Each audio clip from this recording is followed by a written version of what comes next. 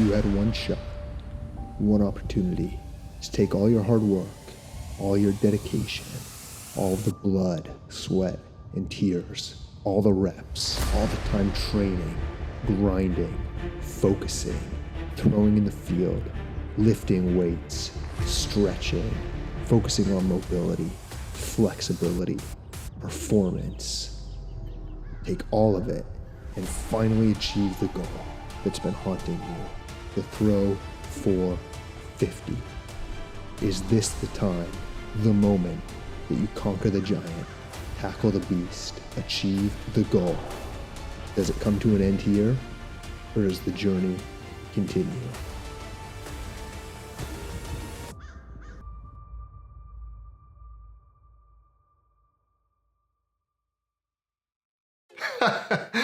So the answer is no, absolutely not even close. That throw that you just saw went about 385, which means I am well short of 450. Now, in a lot of ways, that's really discouraging and really frustrating. I created a plan, I analyzed my form, I've been trying to get in the gym. Now, to be honest and to be fair, I haven't lived up to the expectations that I set for myself. I haven't got in as many reps as I thought I would. I haven't been as consistent in the gym, in the field, as I would have liked, but that's how life works. So today, we're gonna talk about what to do when you hit the wall. What is the next step you can take when all of the things that you're trying to improve and get better and gain more distance just aren't working?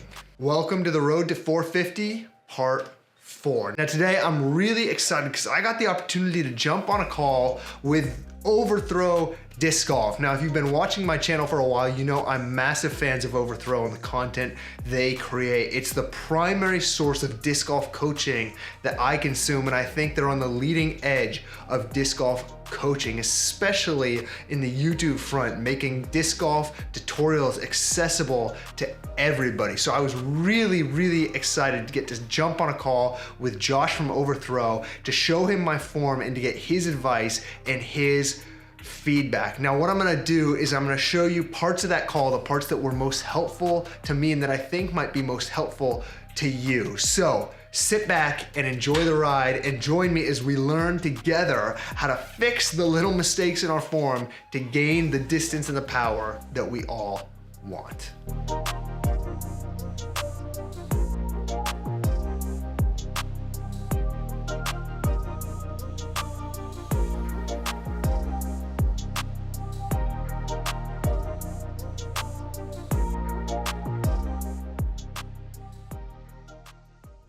So a lot of this looks pretty good.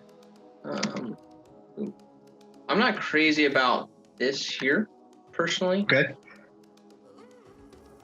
Because, well, you just don't see it very much. And it's, I don't know, it's interesting. It's like, so when you say this, are you talking about the wrist? I'm talking about it being like, so, yeah. It might be the wrist, but it almost looks like it almost looks like you're holding it like two fingers back here like this. Yeah. I mean, I know you're probably not, but it almost looks like that. But yeah. Well, you know, I actually do end up doing that unintentionally. So I'm not sure two why. Two fingers this or the happens. wrist? Both and. You know, I start out with a pretty traditional power grip, but I've noticed as I've watched more form that on my reach back, I kind of like blow out my wrist. Mm-hmm. And the disc kind of comes a little bit out of my grip in that process. And then as I curl back in, it curls in and curls out. But a lot of times, by the time it's actually coming, you know, back in and out, I really only do have it by a couple fingers.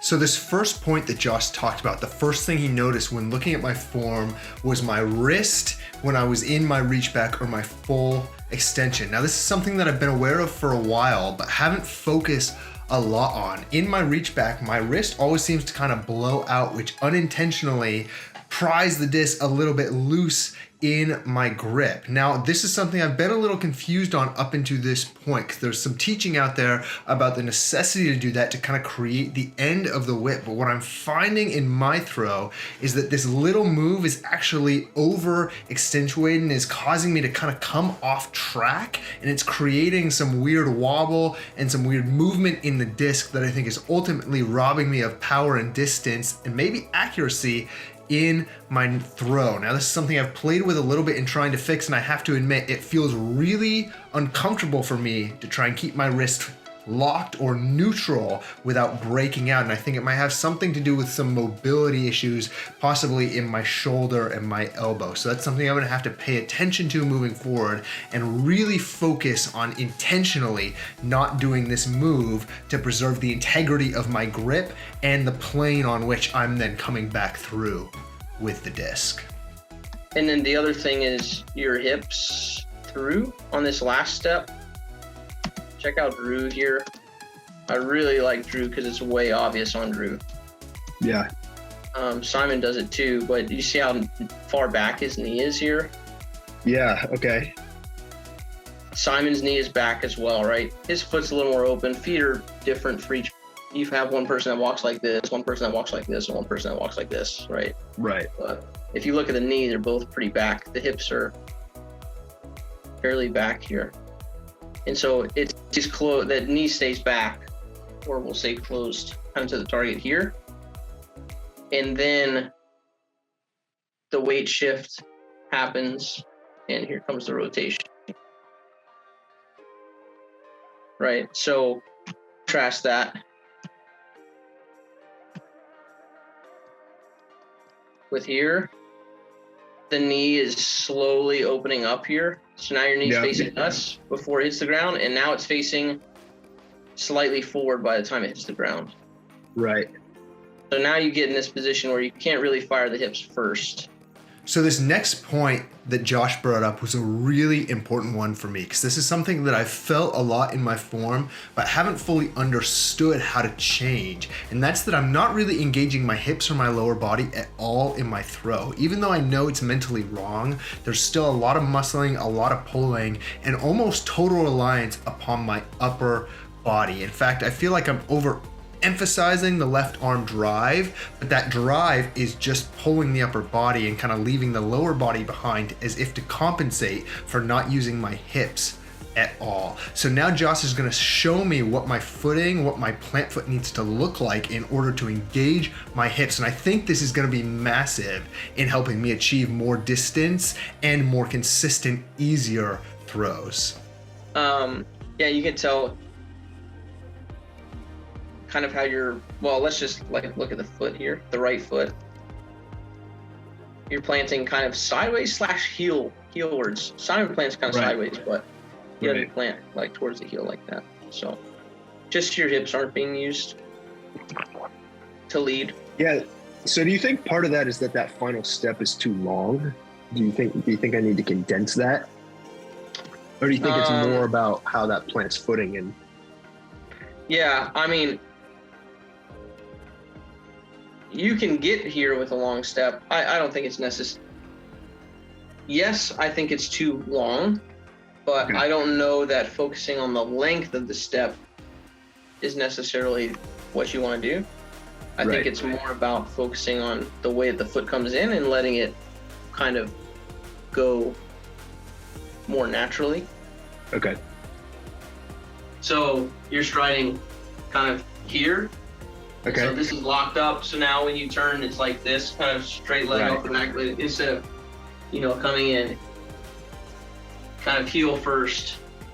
And now you can do all the clearing of the hips and the rotation and the proper weight shift and all that stuff, right? So I would spend time here and then letting this go and then pull the arm. So I want to jump in here real quick before we watch this final piece that Josh had for me, because this last piece was a massive light bulb moment for me. When I stood up and put this part that Josh is about to explain about the left leg, the left knee into place, I felt my hips rotate and turn like I haven't ever experienced before in the disc golf throw. And that is massive. So I'm really excited. We're gonna go full screen on Josh's advice here. Really give this a try. Wherever you are right now, stand up right now and experiment with this, because this was a game changer for me. So here, Yeah. heel down. And the left leg is not just doing this, Okay. right? We're taking the left leg, we're taking everything, and we're going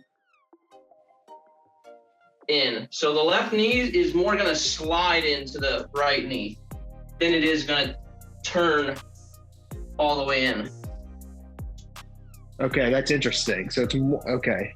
So there you have it. I hope you benefited and enjoyed getting to jump into this call with me with Josh from Overthrow. Massive thanks to Josh and Mikey over at Overthrow for taking the time to sit down with me, to talk through my form, to give me some advice and some coaching. I can't even begin to describe how much of an impact that's had on my form already. Man, if you would love to have them look at your form, that's available to you. Make sure you check out their YouTube channel and their Patreon. If you join their Patreon, you can get them to review your form on video live, and it's an incredible resource. And if you think about what it would cost you to hire a coach in person, it's also an incredible bargain. If you take disc golf seriously, if you want to improve, I couldn't recommend enough being a part of Overthrow's Patreon so that you can get your form reviewed by the experts. It's really invaluable to have somebody who knows what they're looking for sit down and take a look at what you're doing and be able to pinpoint exactly what you can do to improve. So make sure you check them out. Their channel is linked below. Also, really appreciate you joining me in this journey. If you're enjoying this content, like and subscribe. If you want, you can also find more on social media at Journey Disc Golf. You guys are awesome. My name's Andrew Wood, and remember, the journey is the destination. Catch you in the next one. I can't wait to implement these changes into my form and see what kind of impact they make in the distance I'm able to achieve. Stay tuned to the channel because you know I'll be making up a follow-up video exploring just how big of an impact these changes have made. I can feel already that my hips are firing way more than ever before, and I'm excited to get back into that field and try to break that 450 barrier once more.